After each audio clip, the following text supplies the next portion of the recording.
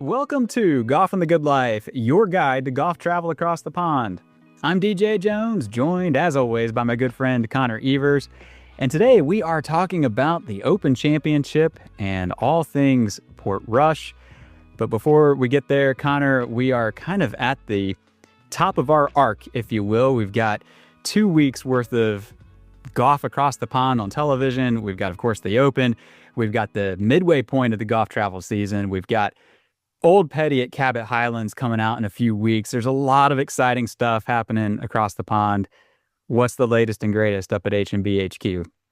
DJ nailed it. Literally one of the kind of prime times of the year, as you said. It's so fun when the US Open pretty much is done the following day. It's like Open Championship, everything's on TV, social media, yada, yada, yada, goes like full on Portrush or wherever the Open is. So it's like the most fun time. And even, the Scottish Open too, Renaissance. And it's a fun time of the year. But all good here, and groups have been enjoying themselves, across the pond. Weather's still been really solid. I checked it this week. It was in the mid 60s in St. Andrews, a couple cloudy days, but some days it was like 66 was the high in sun. So great weather across the pond. And as always, a few quick shout outs to members that are about to depart for their expeditions from Bonita Bay Club, Capital City Club, Country Club of Missouri, and Muirfield Village. So that's kind of what's new. Again, status quo, but all good here, especially coming up to the Open, and really looking forward to chatting about today's episode. It's going to be a fun one.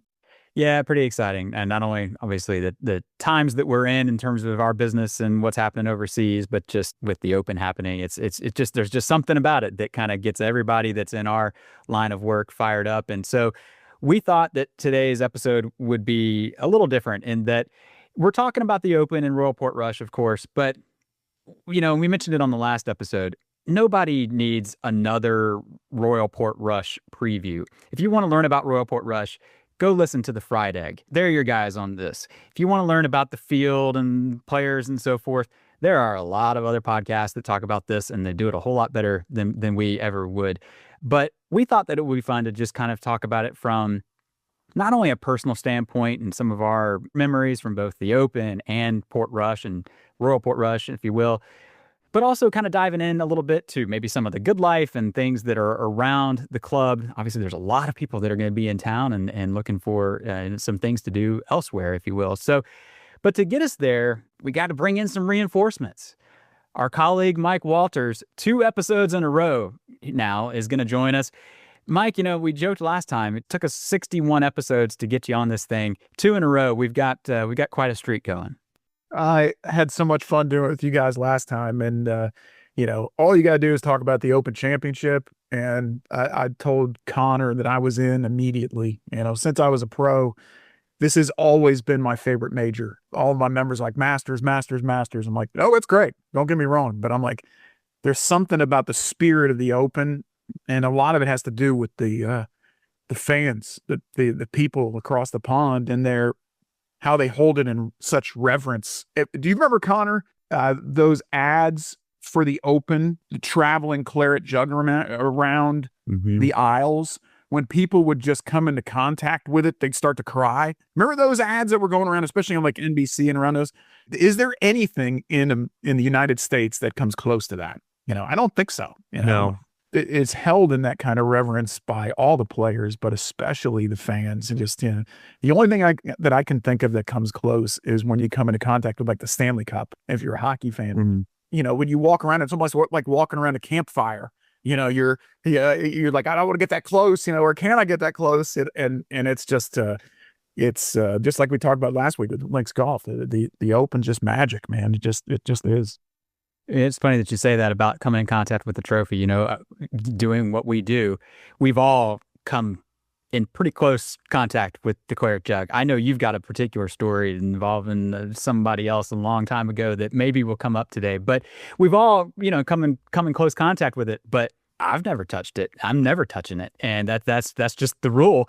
And, but it's one of the cool perks is, of going to those clubs across the pond. They've all got one, sometimes it's at the PGA show. So it isn't always neat to run into it and to really study it and look at the engravings and so forth. But I'm going to keep it with you. I'm not going to age you here. I apologize for doing it, but What's your earliest memory of the Open Championship? It's an awesome question, and I'm not afraid of it. We've all, in our own ways, been around the game for a long time, just whether it's as junior golfers or, growing up as a PGA professional or the like. I will date myself a little bit. I remember specifically, I grew up in my golfing career around the 86 Masters when Jack won. But that was really at the time the only one I watched for a few years. I really wouldn't dig into anything other than the Masters. And once I missed Jack win, I swore that I would never miss another major just in case he did it again.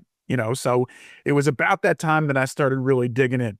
However, with the Open, I remember vividly 1988 was my first one I really dug into. It was a Monday finish. And if you remember, Deej, ABC had it for the longest time. And because of satellite or whatever, they would not have the full 18-hole coverage. Usually you'd only get the back 9. In fact, in 88, because of weather, it was a Monday finish. The big 3 were Seve, Nick Price, and Nick Faldo. Seve made his patented charge, came back to win. And I remember a few of the shots because they were talking about his past victory there at Lytham when he hit it out of the car park back in, I think, 78, 76, something like that. It was in the 70s when he won his first one there. He played it so skillfully in 88. It was almost, I don't want to say boring because his shot choices around the greens, long bump and runs with low lofted clubs. It was the classiness of Seve outlasting the other two. What I do remember vividly about it is his speech afterwards. There's something about those great champions that no other great champions.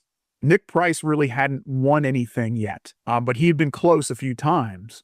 And after winning, he was holding the jug and he looked at Nick Price and he's like, if you play like that again, soon it'll be your day. And, lo and behold, he wins in 94, so those guys know greatness too when they see it. That one for me, 88 at Lytham, lit the candle, for me. Connor, what's your earliest one? I have a feeling it's going to be a few years after that one. Just a few, not, I won't be mean. I was going to say decades, but you're allowed. It is. All right. So mine is actually 2009 at Turnberry.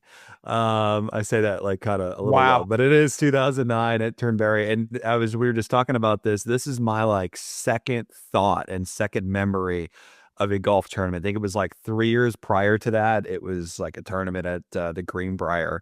But this is kind of when my, timing of golf is when I was like fully playing in junior tournaments and playing a lot. And I played, prior to that, I think I started when I was about 8 or 9.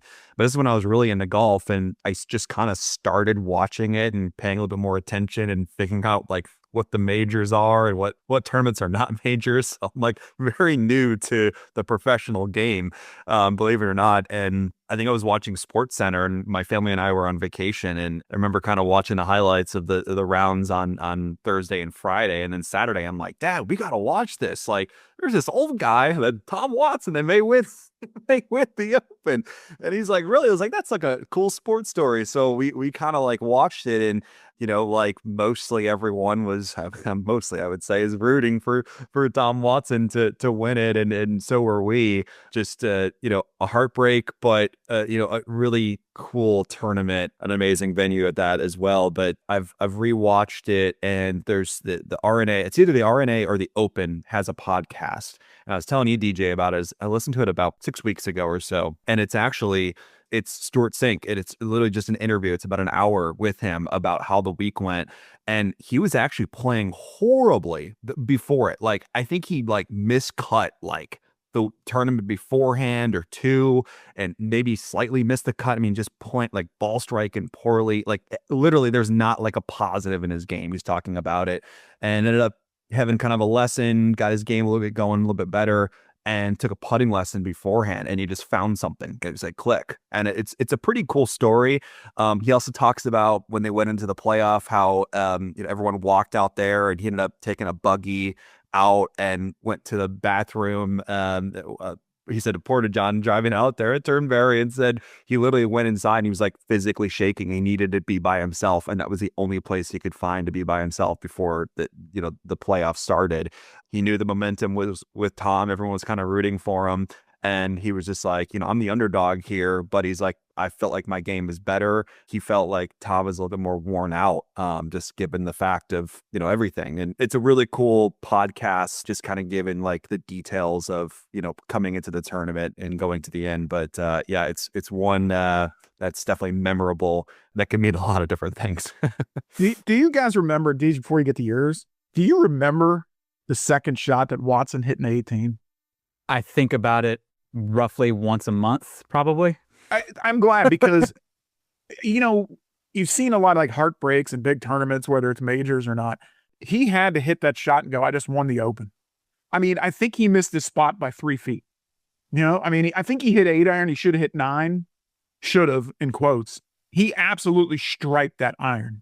And he literally missed his spot by 3 feet because the ball barely trickled over the back of the green. And then you could see the nerves start to trickle in. We were talking about this before, so I'm going to throw it in there. Well, I was, blessed to be down county for my brother at Congressional in the senior PGA a few weeks ago. And I saw Stuart Sink, talking with a few guys, and I'm like, hey, there's Stuart Sink. Well, he's such a good guy. Then I'm like, it popped in my mind. I'm like, I hate him. But like, not really, but I kind of hate him for that week alone. I mean, it was just, I don't want to say Watson deserved to win and he didn't or anything like that, but for the spirit of the game and for the Open, I mean, what a story that would have been. It still was. There's not very many things where I think about something that's happened in the past, say sports related, that gives me an emotional, physical reaction, like thinking about Tom Watson on 18 at Turnberry. Like there's a joke, that pops up on Twitter every now and then about, that it's always too soon to talk about this. And it is. It's always too soon. It brings back too many raw memories. Here we are 16 years later. Yeah. And, the last time I was at Turnberry a couple years ago, it's like I more or less had that shot. By the way, I hit a 7-iron. And so it shows you how, 59-year-old man hitting an 8-iron in the peak of nerves and time. And we all know I don't hit the ball very far anyway. I can see Connor laughing over in the corner because that's where we're going with this. But still, like I'm walking up that fairway thinking about it, and it'll always be that way. I think one other 2009 aside that maybe has to be thrown in is our founder, Sam Baker, was staying at Turnberry during the 2009 Open. Yeah. And he goes to dinner that night, and in comes Tom Watson to have dinner. And you know how when a pitcher has a no-hitter going, the rest of the team like avoids him like the plague in the dugout. He's like at the far end. Sam tells a story that's largely how it was that night in the dining room at Turnberry, but a particular broadcaster who works for a different network that doesn't carry the Open Championship, that's as specific as I'm going to get on it, comes in and feels the need to speak to Tom Watson. And Sam's like, everybody in the dining room is like, get away from the guy. He's got a no-hitter going. Like, what are you doing talking to this guy? And, but yeah, it will always bring back that kind of reaction. I will throw in, not that anyone cares, but my earliest memory of the Open, Mike, believe it or not, is not too far behind yours. 1989. I have this very clear image in my mind of watching the playoff between Mark Calcavecchia and Greg Norman, and I think there was somebody else, can't remember who. Wayne Grady. There we go. Can always count on Mike to come through. Yep. But like most kids in the 80s and early 90s, I was a Greg Norman fan, and he hit a bunker shot that like goes way over the green, and I think it hits the clubhouse or it ends up going past the clubhouse. And I just remembered thinking, wow, the clubhouse is like practically touching the 18th green. That memory stuck with me. I don't have any specific ones following that for quite a while. It's kind of weird. That's the one that sticks out. Mark Calcavecchia of all winners. But I guess he was a Gator, so we'll give him a shout out for that. His emotions too. I mean, you knew it was a big win for him, a big deal for him because he's a great iron player, really good player. But to see a guy who looked like he was rank and file on tour emote like that after winning that event, again, it just keeps pumping up the importance and the greatness of that event. So I I remember that one clearly. I remember that shirt he wore. I think it was Gator colors, wasn't it? Like orange and blue, something like that, striped. Something I like got to that pull it one. up on YouTube. You know, Yeah, like Connor's told us, you can go watch every last round. It's they're there, and if anything's going to get you fired up to play links golf, it's watching old, from 1974, final amen rounds to or that. whatever it might be. Agreed. But Mike, you mentioned the claret jug and the reverence that they have over across the pond and so forth for it. One thing where the Open does stand out for me is kind of the rituals that I've had surrounding it, and I think a lot of us have it. When the Masters is going on, we all of a sudden like pimento cheese and egg salad, but with the Open, it's getting up at 3 a.m. to watch the early coverage, if you will. You got any standout memories or rituals or anything that are surrounding the Open Championship that comes to mind? Got a few. I'll end with the last one that you hinted at. Because it's obviously near and dear to my heart, but just kind of rolling through the list. One that, Faldo in 90, at the height of his powers, just decimated the field at St. Andrews. I was always a bigger Faldo fan than a Norman fan myself. Nothing against Norman, but the way he dissected the old course that year was spectacular. Nick Price in 94, the big leap after he made that putt to beat Harnevik. He made eagle on 17. I remember that vividly. Justin Leonard's speech at Troon, when he starts to speak and he's like, I need a minute, and the whole crowd stood up and gave him a standing ovation. He was already like a beloved player, but the people in Scotland just revered him after that for the way it moved him. There's so many others. We talked about Sink in 2009. Portrush 19 was pretty great with Lowry. Just the way the people on the Emerald Isle embraced their own was, if you weren't moved to tears. Kind of the same with Darren Clark when he won at St. George's, even though, obviously he's not an Englishman, but the one for me that stands out is 05 at St. Andrews. A lot of personal reasons. The biggest one is because of Tiger. My brother at the time was working down at Isleworth, and believe it or not, in the middle of July in Florida, they had a guest day for their employees because, it's kind of their slow season. So I went down and played some golf with Tom, and we got to play the day before the Open final round. So we got up really early on that Sunday and watched Tiger win the Open. It got a little hairy, which we'll get to in a second, but he prevailed, as he often does. And so the next day, Monday, we go out and play Isleworth in his guest day, and Tom's phone rings on number 8, and it's Tiger, because he got to be pretty tight with Tiger in close circles. They practiced together a lot. They played together a lot. Tiger called him. He's like, "What are you doing?" He's like, "I'm playing golf with my brother." He's like, "What hole are you on?" We're like, 8. I couldn't breathe at the time, by the way. When I saw, he showed me his phone, and who's on that call. So he's like, "Well, call me when you're done, see what's going on." So for the next 2.5 hours, I can't even think. I can't even play golf. I'm like, all I'm thinking about is what we're going to do afterwards in this phone call that Tom's going to have with Tiger. Making a long story shorter, he invites us to come over because he's just got home. So we pull into, Tiger's driveway, knock on the door. He's like, "It's open." He's sitting in like a t-shirt and basketball shorts and his hat on backwards. And he looks over his couch, like with his head upside down. He's like, "Come on in, boys." It's on the counter. And you know what the it is I'm talking about. The claret jug is on his kitchen counter.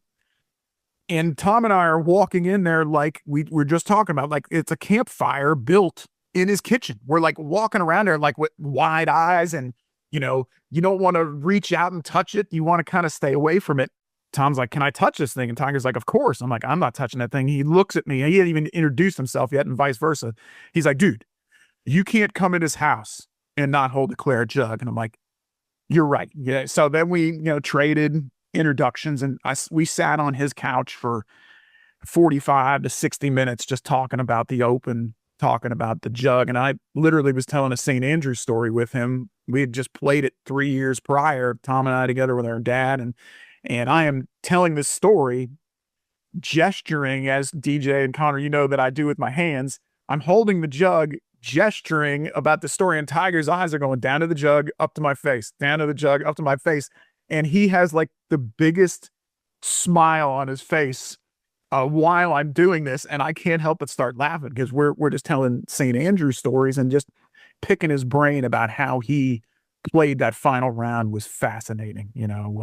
That one stands out for me for many reasons because of just his greatness, but also that getting to share in that victory with him and my brother, his friend, was special. All right. Well, that brings this episode to a close. We don't really have anything else to add other than hanging with Tiger with the claret jug. I had to throw that Thanks in for tuning in. Wow. I would say, I mean, I'm going next, but I got nothing on that one. Yeah. I mean, It is the greatest trophy in sports. All right. Let's talk Sports about fans. Portrush. Yeah. Yeah. Yeah, you said it. I mean, I think one of the first things or one of the first stories, Mike, I mean, after started working here is you tell this story to me. I'm like, this is unbelievable. I'm glad we could finally get it on the record and may go viral. You never know. So, That's why our game is the greatest game. yeah, I know. did ask him a question that ties into Portrush, by the way. So I got to drop this back in there before we talk about yours, Connor. Yeah, do it. When we were sitting on the couch, I asked him, I'm like, when did you know you were ready? I mean, it's you, but I'm like, when did you know you were ready for Links and everything? He goes, he's like, that's a pretty good question. He goes, it's when I shot 59 at Portrush. And I said, excuse me? He's like, yeah, I was with O'Meara and a few other guys, I think Stuart Appleby. And he's like, I shot 59 at Portrush. I knew I was ready to go. I'm like, yep, that'd do it. Unbelievable. Well, it's hard to follow, of course, but 2015, Zach Johnson, again, as we've talked about on the podcast, I grew up in Iowa. He's kind of the person that everyone looked up to is kind of he went to Drake, good school in Des Moines. And I can't remember the whole thing, but I don't think he made the team or wasn't he had to work his way up, and obviously it became a great player and won a Masters and an Open. But I go back to what Chris Sullivan says, the Milling Up podcast, when it comes to the Open and more specifically at St. Andrews. We see St. Andrews in the Old Course every year. And that's the Dunhill Links. I tune into it sometimes, but not as thoroughly as an Open. But when the Open's at St. Andrews, it feels like we haven't seen the Old Course on TV in usually 5 years. It's just different. And especially to have the bond, not specifically and personally with Zach Johnson, but the Iowa connection, it just was like the coolest, neatest thing where like golf and life and home and all those kind of things kind of correlated and came into one. So that was really, really special. And especially him winning kind of right before I went off to college. I mean, this was between like my high school and in college, going off and moving to North Carolina. It was it's kind of a neat thing, kind of like a cool ending to my time in Iowa, if you will, of growing up there. The other one, I've mentioned this past podcast, we've talked about in the office. I'm so fascinated with the Open right now. I'm reading this book and I'm going to butcher the name. I can't even remember the name of it, but it's essentially about John Ball, the first amateur who won the Open. I can't remember, Golf in the Afternoon. So I can't remember the exact name, but we'll link it in the podcast or talk about it later. But anyways, I'm starting to read this and I'm just getting even more and more fascinated with the Open, the history and each year and how golf just expanded from Scotland down to England. It's a cool book. And since this, I've been like, you know what? Like, I need to learn more about the Open. So as we've talked about the Open on YouTube, which we will kind of talk a little bit more, they literally have an episode for every single year since 1970 until present day of every single Open. They talk about the practice rounds and, what happened prior to, that year of the US Opens and such. But I've been going through them. I think I'm on like 1981, but they're an hour long. But my favorite so far, again, I wasn't alive. My parents didn't even know each other at this time, but it was the 1971 Open at Birkdale. And the ending of it was a mundane tournament. Thought Trevino was going to win the whole time, which he ended up winning. But the ending of it, I literally stood up from my couch because I'm like, this might be one of the best endings of a golf tournament. I'll try and summarize it. Trevino had an enormous lead. I can't remember how many strokes he had on Mr. Lou. The 17th hole, it's at Royal Birkdale. He goes from dune to dune, like left dune to the right dune to the left dune, right dune. He makes a 7, and he has an enormous lead on the 18th hole. He's only got a shot lead. And they both, Mr. Lou and Trevino, hit their tee shots on 18. They both think they're in the fairway. Mr. Lou is in the fairway-ish, but he's got a weird stance. His feet are almost down in a bunker, and he's hitting essentially like a baseball swing. And he goes first, and he hits it, and he completely like duck hooks, goes maybe 50 yards directly to the left. And the fans, are kind of abrupt, like, oh no. And Trevino hits it up. It's just short of the green, rolls up past, and I think he's on the green, but he's got a long putt.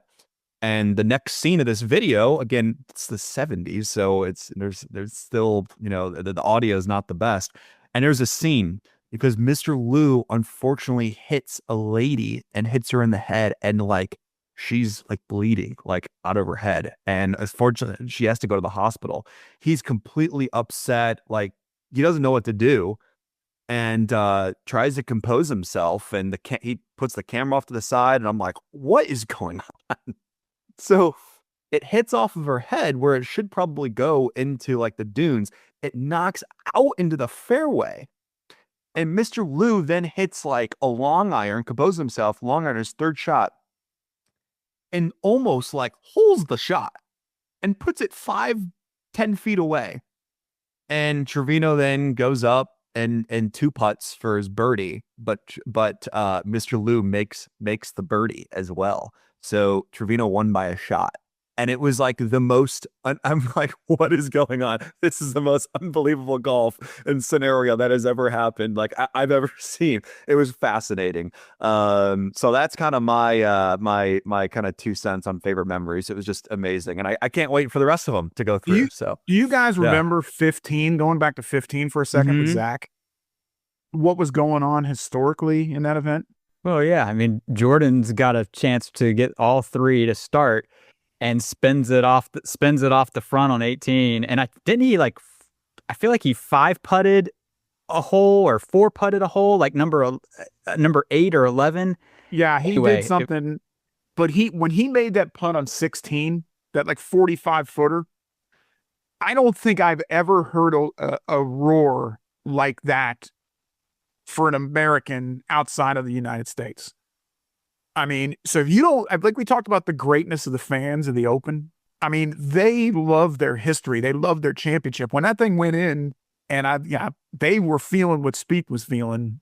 They were getting ready to see some history, because let's face it, the first 2 majors that year, he was, especially the Masters, the Open, he still did some Spieth-like things and still got the W. But I mean, I think everybody was trying to will him in going down the road hole. And then he, did what a lot of people do there. He made bogey, and it put him behind the 8 ball too. So, but I mean, what a great leaderboard that was. Because wasn't that playoff Zach and Jason Day? It was Mark Leishman and Oosthuizen. I think it was Jason. I thought it was maybe Jason Day missed it by a shot. I've got it pulled up. Jason Day and Jordan Spieth. 14 under, and the playoff was Johnson, Mark Leishman, man, and great tournament. Gosh, I mean, and for him to come through like that, I mean, he'd already proven himself a champion. He still is. I mean, he's in the hunt this week, as a matter of fact, in Detroit. So, but yeah, what an event that was. Yeah, I was not rooting for Zach Johnson. Sorry, Connor. That's all right. There was not 1 ounce of me that was pulling for Zach Johnson at that moment when Jordan's ball spins back into the Valley of Sin. That one hurt. I still feel that way about Colin Morikawa beating Spieth a few years ago, about the Stewart Cink thing, where I hate Stewart Cink. I mildly hate Colin Morikawa for that very same reason. Yeah, they stick with you. You remember these moments, and they stick with you, and that's part of what makes the Open so special, and is why we've been able to carry on like this for 45 minutes, just talking about it. Which is amazing. My favorite one, I had 2. I'm going to trim it down to 1. My favorite one I think if I really had to think about it outside of 2000 and Tiger from a personal story that I'm just not going to tell. But 2022, I think from a both personal and professional standpoint, has to be the standout for me. Our business had essentially been completely shut down from April of 2020 until August 4th of 2021.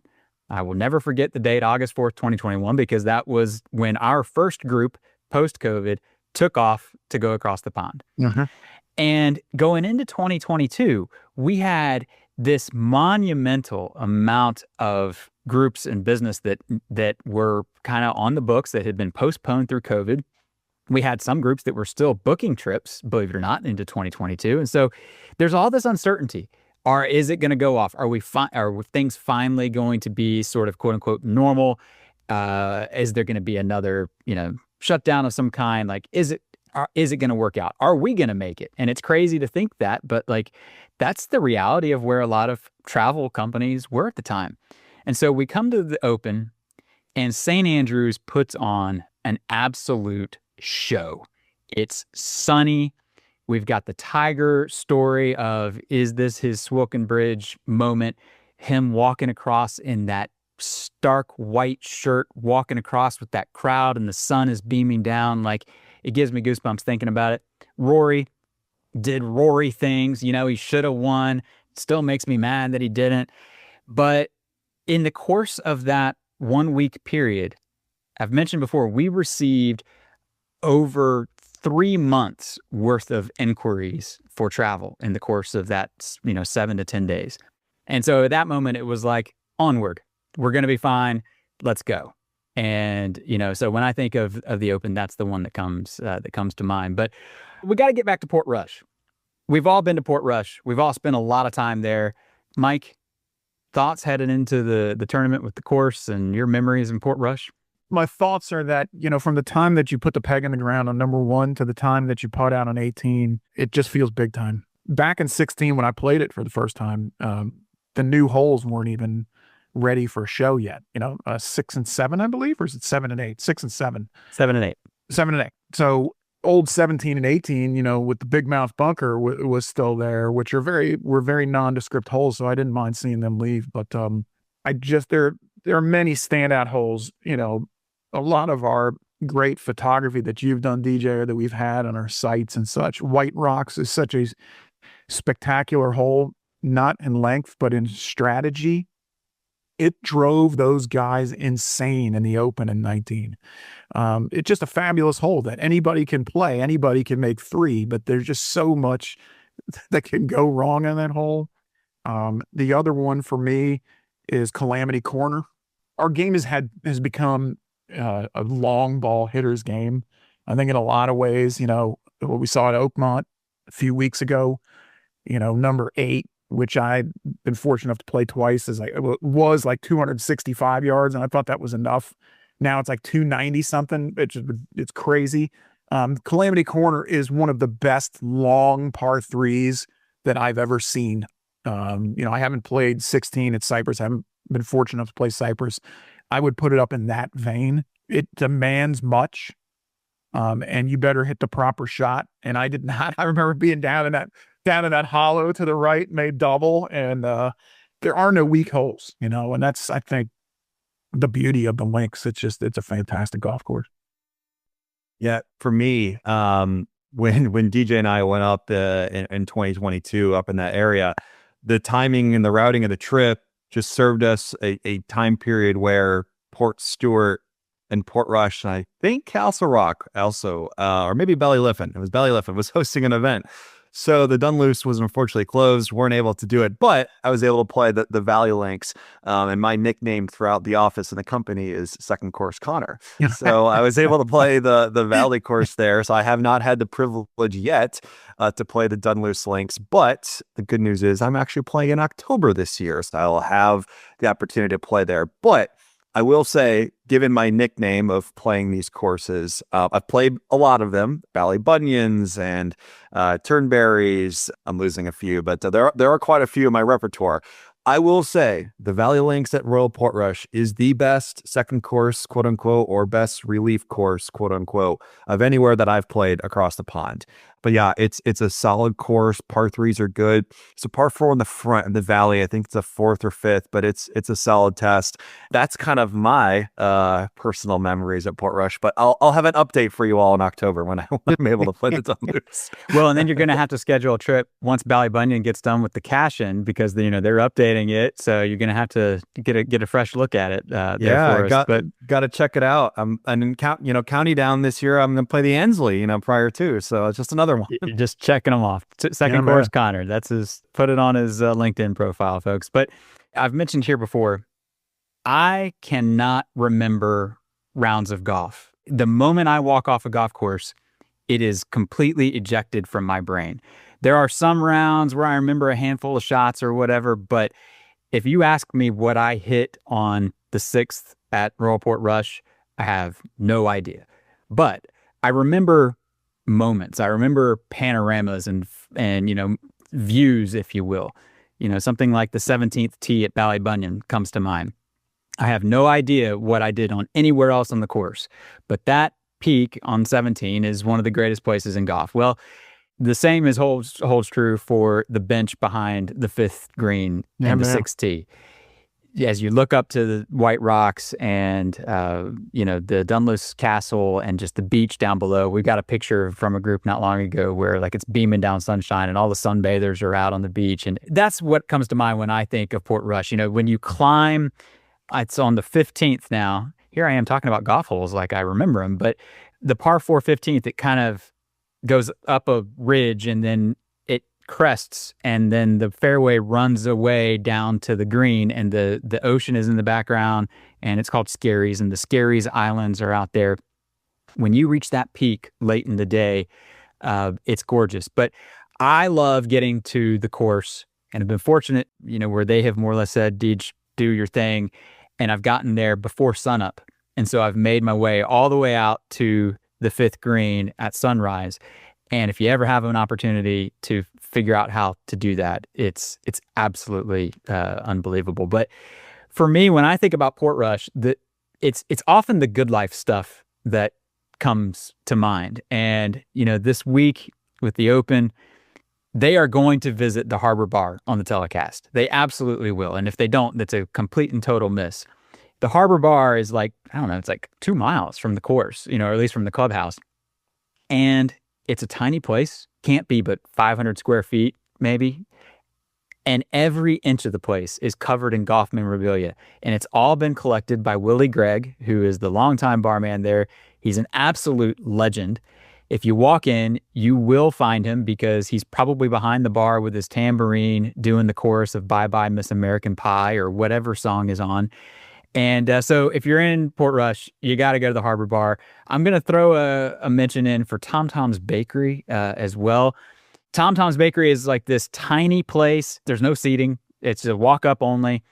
And if you leave the Harbor Bar late at night and are walking through town, you're going to smell Tom Tom's Bakery. And I'm sorry because they're not open, so you can't get your sweet fix. But the eclair at Tom Tom's Bakery is awesome. If you're in town for the Open, go get it. But I'm curious, what have you guys experienced around town if you had to tell somebody one place to go in Portrush?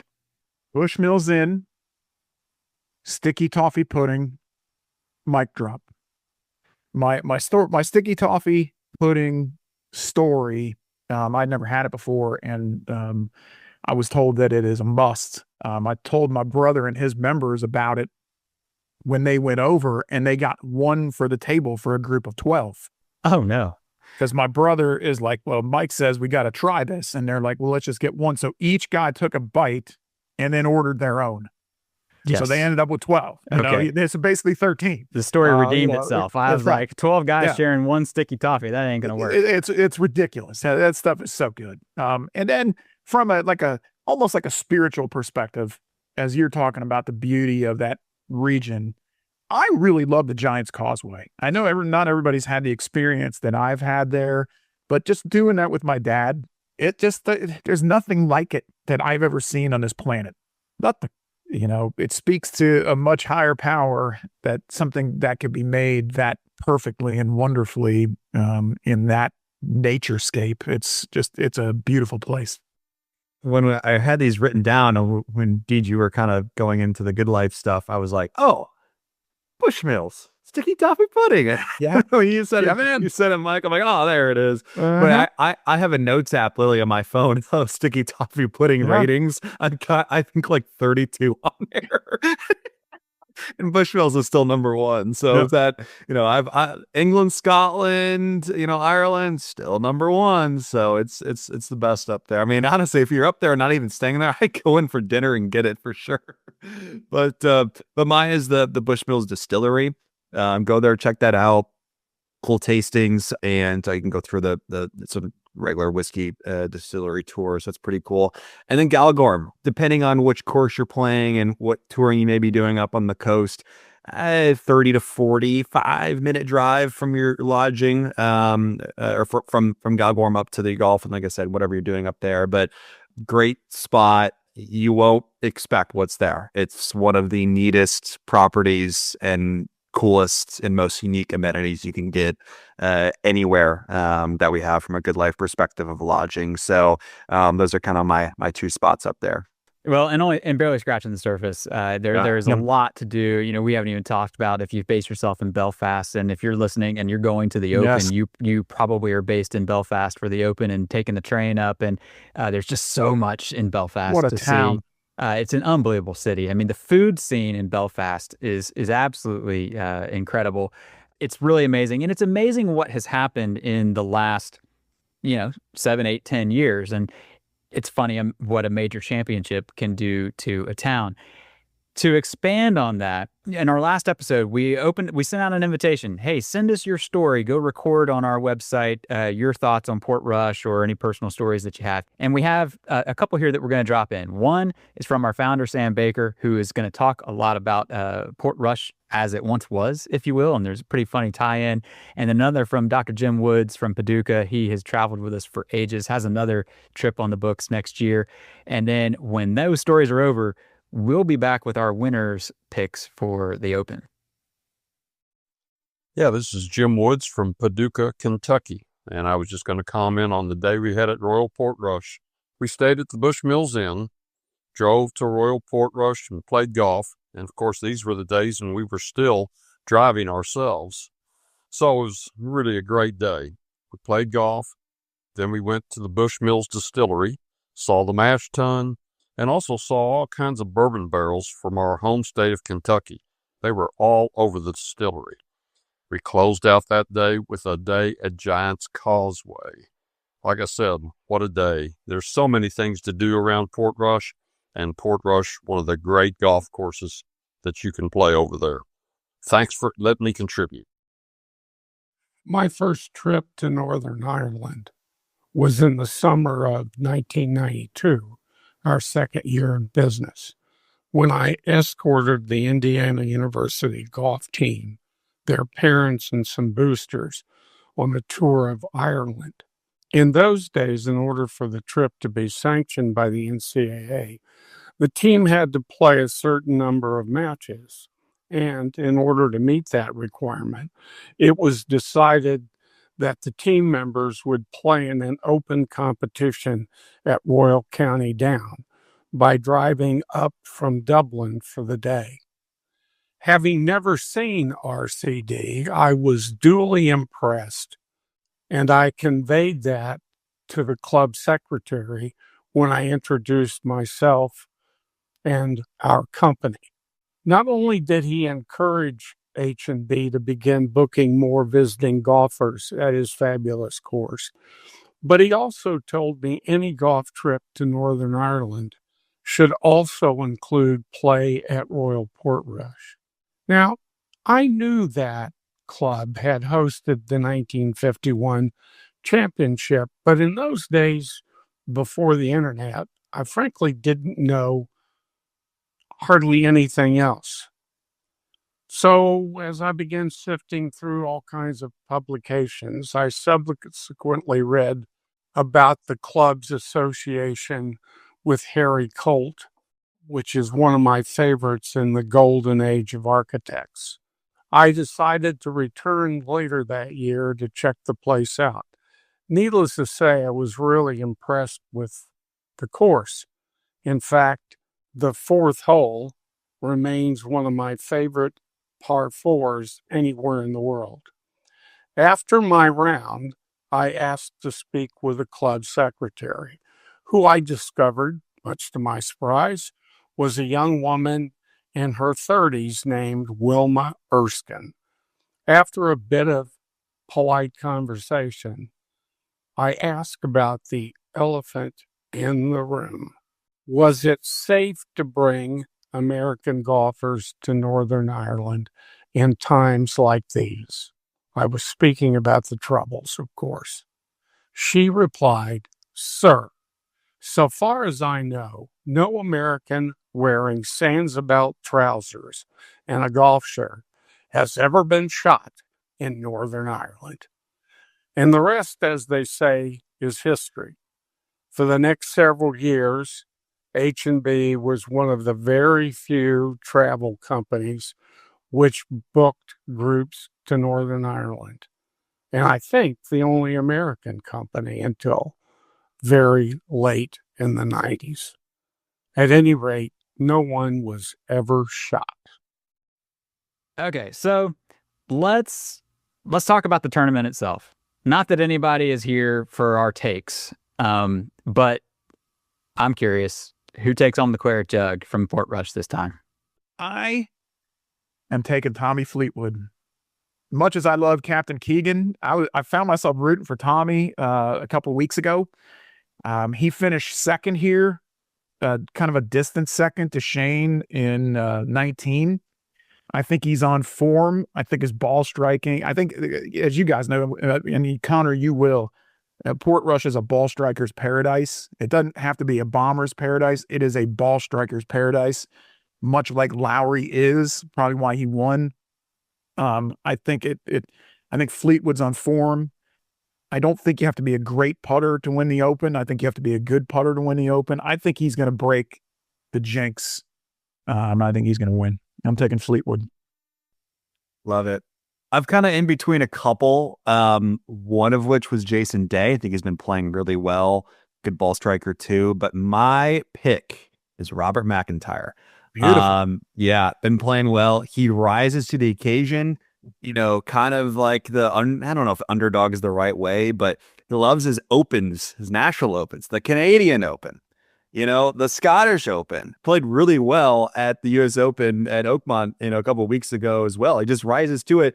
And one of the last guys, if I remember, kind of the middle of the pack, chose for the European team in Rome and played really well. I can't remember his record there, but he just rises to the occasion. And I think it's a cool story.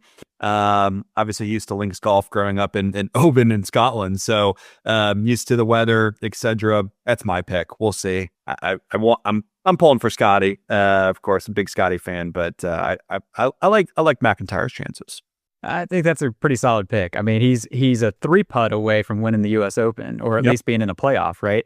Mike's pick was my pick. I was going to say Tommy because not that I remembered, but I pulled up and said, "Oh, wait a minute, Tommy came in second." Not that anybody remembers because Shane won by however many shots. I'm a softie for Rory, and I want Rory. I want the story. I want it to happen. It's not going to happen. So. That's just my view of it anyway. I think I'm going to go for the Shane double. I think he does it again. Nice. I looked up his record this year. It's sporadic, but he's got some pretty solid finishes at some good venues, and it's Portrush, and he won here before, and the whole thing. I think he gets it together for this week, and I think we get a rare venue double out of Shane. Love that. That'd be awesome. Yeah, how All great those would that would be? be good. Let's get a repeat of what we saw in 2019. Let's let the fans loose, have them running behind him, clapping him on the back. Let's have him winning by 4 or 5 so that it's a done deal. Let's just repeat that exact scene one more time. By the way, I think that would happen with any one of these winners. I think Bobby Mack is beloved over there. I just that the way he plays golf, that kind of throw it into the wind, with just all caution gone, good ball striker, kind of homemade swing, perfect for links golf. I think if he won, the same thing would happen. I think the same with Fleetwood too. I think any of those three would be just massive. The fans would love that for sure. Well, can't wait to see it. We're hoping for some sunshine, although we love when the Open has some adversity, but it's good for business when the Open is also sunny, when we got some big names in play. So let's hope we get a Jordan, Tommy, Shane, Rory combo on that leaderboard and some sunny days at Portrush. I don't think anybody in our business would complain about that. All right, well, guys, listen, this has been a lot of fun. Mike, we're 2 on a row, man. You coming back next week or what? Man, you just keep inviting me. I'll be back. All right. Well, this has been awesome. So for everybody listening, we're going to have some links in the show notes. I'll throw some random guides to Royal Portrush, both the Good Life and the course. I'll find the title for that book Connor's reading there as well. So look for that in the notes. As usual, if you got any questions, send us a DM on social media. You can email us, golf@haversham.com, or go to haversham.com/podcast and record a message. We'd love to feature your question here on the show. As usual, thanks for tuning in. Enjoy the Open. And until we see you next time, we wish you plenty of golf at its finest and life at its best.